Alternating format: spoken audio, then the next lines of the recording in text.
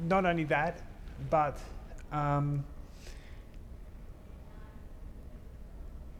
you see, you couldn't buy Jesus. Pontius Pilate, just before the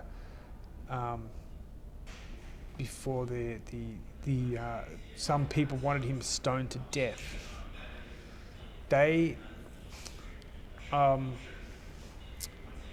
Pontius came to him and said, "Look, I'll let you do what you've got to do, but just don't declare you're God. Just don't declare him." He said, "I'm not doing that. The principle, right? I can't lie. I know who I am." Now, other people in that time would come and say, "I am God," all around, thousands of people. "I am God, watch my magic." There was no magic. But they would, to stop the stoning and death and all that, they would go and do it. And so they would stop and take the payments. Jesus was the only one that didn't. He'd say, "No, I'm not changing. I'm sorry." And under the actual Roman law, he was actually doing nothing really wrong.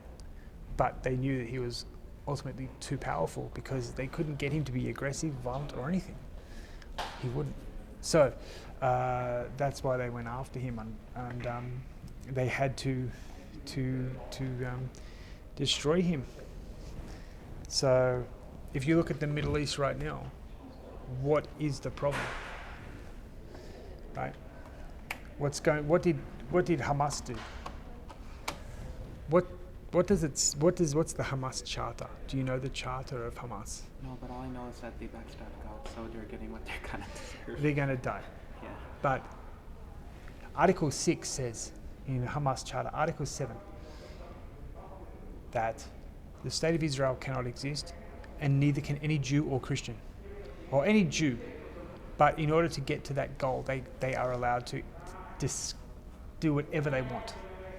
So if they have to kill 100 Christians to kill one Jew, they believe it's right. Right? Now, you go and look at the Prophet Muhammad, he basically said the same thing. So there's about 7 levels of jihad. But the most severe one is that if you're disrespecting Islam, you can kill them all. Now, Jesus never said that. It's not. He said, "Well, let he without sin cast the first stone." That's what he Someone's said. saying, fuck God. Well, we should kill him. No. We shall never know violence. But come to him at his time of need.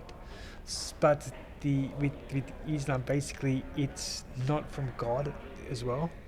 You do know that Allah does not actually. They're not speaking of God yet. It's the fake demon that came forward and said, "I'm God. Let me show you, Muhammad, everything." I was attacked by him when I was on a run. He kept saying like, "Allah," and I was like, "Shut the fuck up." Yeah, but so they don't know themselves because they've been believed into it. Also, another thing in Islam is that's happened is that they have continued the family breeding, which is they marry cousins, sisters, all this kind of stuff. Mostly cousins, right? But not real. No, but they continued with that practice. That ended 1,000 years ago for Christianity. Jews never did it. So that has created the degeneracy, and so that's why right now they're attacking Israel. Here's another one. The birthplace of Jesus right now. Do you know what is there in Bethlehem right now? The Muslims have put up pictures of all the martyrs, the suicide bombers who have entered Israel. They've covered it with pictures of those people, praising them for killing innocent people. Now, you tell me, if you had an idea of a God, would God praise someone that kills children? Under no circumstances, right? So, how do they believe their God is God? It's impossible. You cannot rationalize it without the insanity. So, there's a lot of You just can't. So,